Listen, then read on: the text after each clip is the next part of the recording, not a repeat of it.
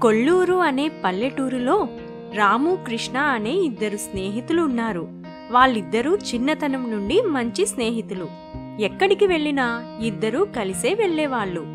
రాముకి ఊరి చివర అడవి దాటాక కొంత పొలం ఉంది.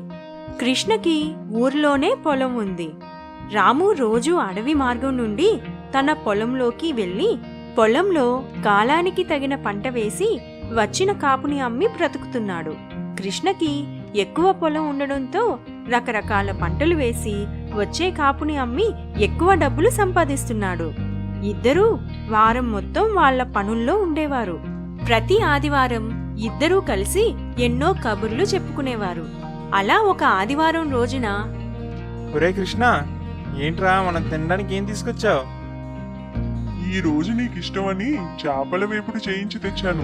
చాలా వేడిగా ఉంది. ఒరేయ్, నిజమా? ఆ చేపల వేపుడులో నిమ్మకాయ పిండుకొని ఉల్లిపాయ నంచుకుంటే ఉంటుంది. అబ్బబ్బా, మాటల్లో చెప్పలేను. మరి నా కోసం ఏం తెచ్చావురా? నీకోసం గెడ్డ జున్ను తెచ్చాను. ఒరే, ఆ మాట వినగానే నా ప్రాణం లేచొచ్చింది. అలా వాళ్ళిద్దరూ చాలా సంతోషంగా మాట్లాడుకుంటూ వాళ్ళు తెచ్చుకున్న భోజనాన్ని తిన్నారు. అలా కొంతకాలం గడిచింది. కృష్ణ తన పొలంలో వేసిన పంట మొత్తం ఎలుకలు నాశనం చేశాయి. కృష్ణ చాలా బాధపడ్డాడు. మళ్ళీ ఆదివారం వచ్చింది. రాము ముందే కొండ మీదకి వచ్చాడు. కృష్ణ కోసం ఎదురు చూస్తూ ఉన్నాడు.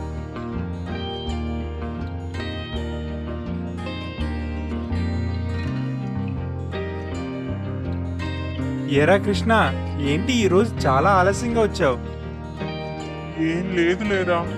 సరే కాని ఈరోజు నాకు నాటుకోడి వేపుడు మిరియాల రసం తీసుకురమ్మన్నా. తెచ్చావా?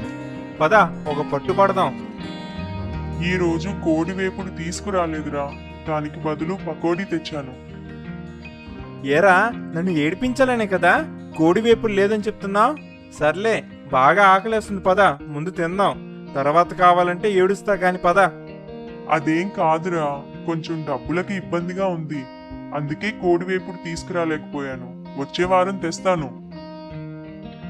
ఏంటో నువ్వు చెప్పేది? అసలు ఏమైంది? రాము అలా అడుగుతూ ఉండేసరికి కృష్ణ తనకి కలిగిన నష్టం గురించి రాముకి చెప్పాడు.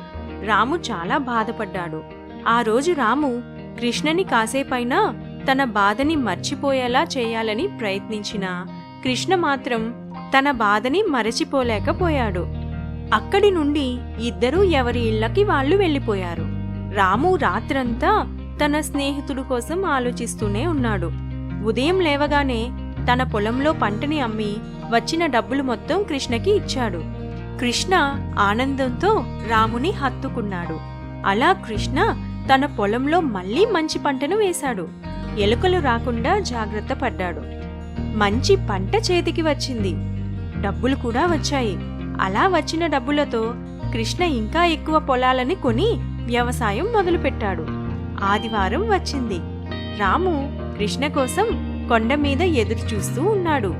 కాని ఎంత సమయం అయినా కృష్ణ అక్కడికి రాలేదు. సాయంత్రం వరకు ఎదురుచూసి రాము తన ఇంటికి వెళ్ళాడు. మరుసటి రోజు రాము కృష్ణ ఇంటికి వెళ్ళాడు.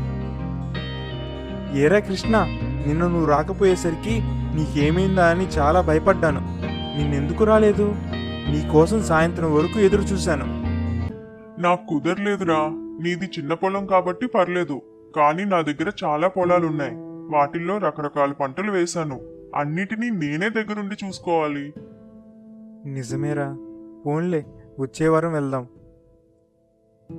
ఇంక నేను రాకపోవచ్చు రాము. ఇంతకాలం వెళ్ళాం కదా. నాకు ఇంట్లో సంబంధాలు చూస్తున్నారు. ఇంటి బాధ్యతలు ఎక్కువ అవుతున్నాయి. భవిష్యత్తు కోసం చాలా కష్టపడాలి. నాకు ఖాళీ దొరికినప్పుడు వీలైతే కలుస్తాను. ఆదివారం వచ్చిందని విశ్రాంతి తీసుకోకుండా జీవితంలో ఎదగాలని ప్రయత్నించు. కృష్ణ మాటలకి రాము చాలా బాధపడ్డాడు. ఏం మాట్లాడకుండా అక్కడ నుండి వెళ్ళిపోయాడు. చిన్నతనం నుండి తను కృష్ణ ఎలా ఉన్నారో గుర్తు తెచ్చుకుని చాలా ఏడ్చాడు. కృష్ణ తనని దూరం పెట్టడం తట్టుకోలేకపోయాడు. రోజంతా ఏడుస్తూనే ఉన్నాడు.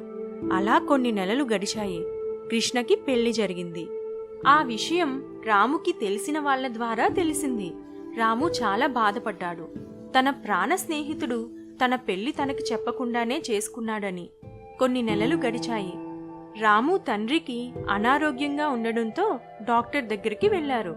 డాక్టర్ వైద్యానికి చాలా డబ్బులు ఖర్చవుతాయని చెప్పాడు.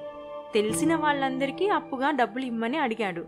కానీ కొందరు మాత్రమే ఇచ్చారు. అలా ఇచ్చిన డబ్బులు వైద్యానికి సరిపోవని చాలా బాధపడ్డాడు. ఎలా అయినా తన తండ్రిని బ్రతికించుకోవాలని అనుకున్నాడు రాము. వెంటనే తనకి కృష్ణ గుర్తొచ్చాడు. వెంటనే కృష్ణ దగ్గరికి వెళ్ళాడు.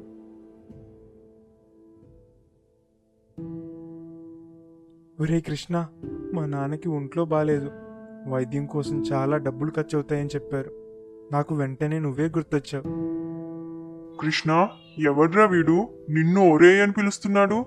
నీకిలాంటి ఒక స్నేహితుడున్నాడని మాకు చెప్పలేదు. అదేం లేదజయ్, ఏదో చిన్నతనంలో కలిసి ఆడుకునేవాళ్ళం.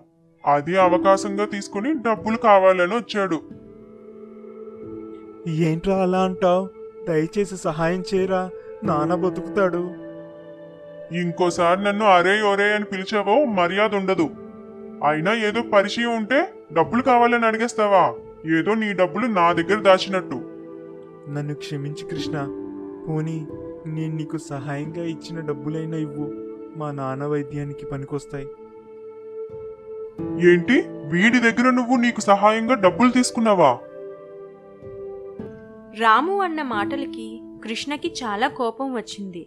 వెంటనే రాముని తన పనివాళ్లతో ఇంటి నుండి బయటకి గెంటించాడు. అది చూసిన కృష్ణ స్నేహితులు నవ్వుతూ ఉన్నారు. రాము ఏడ్చుకుంటూ అక్కడి నుండి వెళ్ళిపోయాడు. రాము పట్నంకి వెళ్ళి హోటళ్ల దగ్గర, సినిమా హాళ్ల దగ్గర, బస్ స్టాండ్లో, రైల్వే స్టేషన్ దగ్గర అందరినీ ప్రాధేయపడి తన తండ్రి కోసం డబ్బులు అడిగేవాడు. వచ్చిన డబ్బులతో తన తండ్రికి వైద్యం చేయించేవాడు.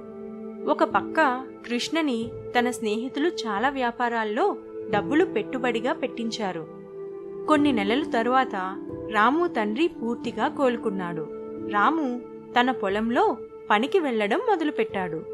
ఒకరోజు రాము తన పొలంలోకి అడవి మార్గం నుండి వెళ్తున్నాడు. అతను దారిలో ఒక ముసలతను స్పృహ కోల్పోయి పడి ఉండడం చూసి అతన్ని పైకి లేపి తాగడానికి నీళ్ళిచ్చి అతనెందుకు ఈ అడవి మార్గంలో వచ్చాడో అని అడిగి తెలుసుకున్నాడు. ఆ ముసలాయన అతని భార్య అనారోగ్యంతో ఉందని, వైద్యం కోసం డబ్బులు అవసరమని, తన కొడుకు దగ్గరికి వచ్చానని, అతను సహాయం చేయకపోగా కనీసం తాగడానికి నీళ్లు కూడా ఇవ్వలేదని చెప్పాడు. రాము చాలా బాధపడ్డాడు. ఆ పెద్దాయనని తన ఇంటికి తీసుకుని వెళ్లి భోజనం పెట్టాడు. రాము తన దగ్గర దాచిన డబ్బులు మొత్తం ఆ పెద్దాయనకి ఇచ్చాడు.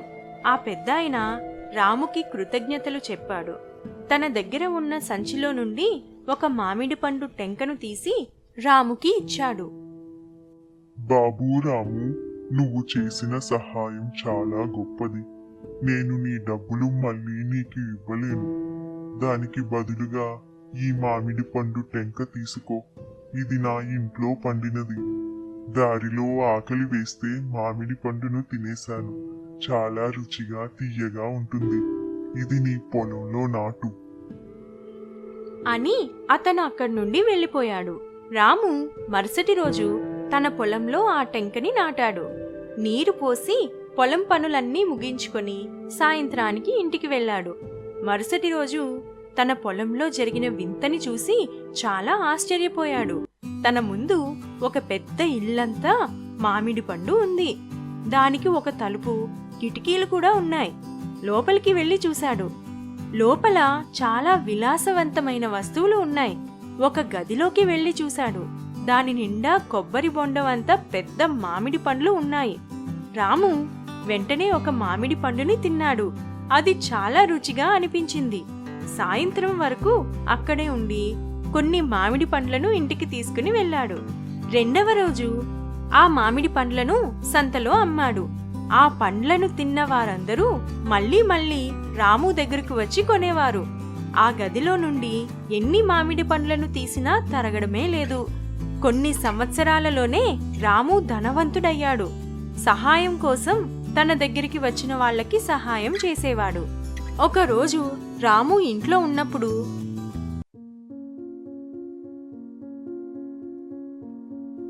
రాముగారు, నేను నా భార్య అన్నం తిని 2 రోజులయ్యింది.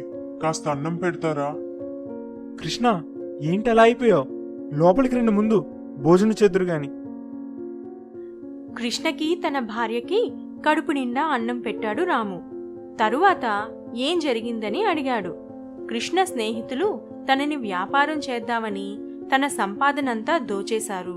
చివరికి సొంత ఇల్లు పొలాలు కూడా లేకుండా పోయాయి. కట్టుబట్టలతో ఇంటి నుండి బయటికి గెంటేశారని రాము దగ్గర బాధపడ్డాడు. 2 రోజులుగా ఎవ్వరి సహాయం దొరకలేదు, ఆహారం కూడా లేదు. ఇటువైపు వస్తుంటే రాము కనిపించడంతో తన దగ్గరికి వచ్చానని చెప్పాడు. రాముగారు, మీరు చేసిన మేలుకి మీకేమిచ్చి రుణం తీర్చుకోవాలో అర్థం కావడం లేదు. రాము కృష్ణని ముందు మీరు అని పిలవొద్దని అరే అని పిలవమని చెప్పాడు.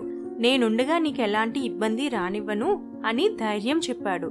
రాము తన స్నేహితుడు కృష్ణకి ఒక ఇల్లు పొలాలు కొనిచ్చాడు. దానికి బదులుగా ప్రతి ఆదివారం కొండ మీద ఎప్పటిలాగా సంతోషంగా మాట్లాడుకుందామని షరతు పెట్టాడు. అప్పటి నుండి వాళ్ళెంతో సంతోషంగా జీవించారు.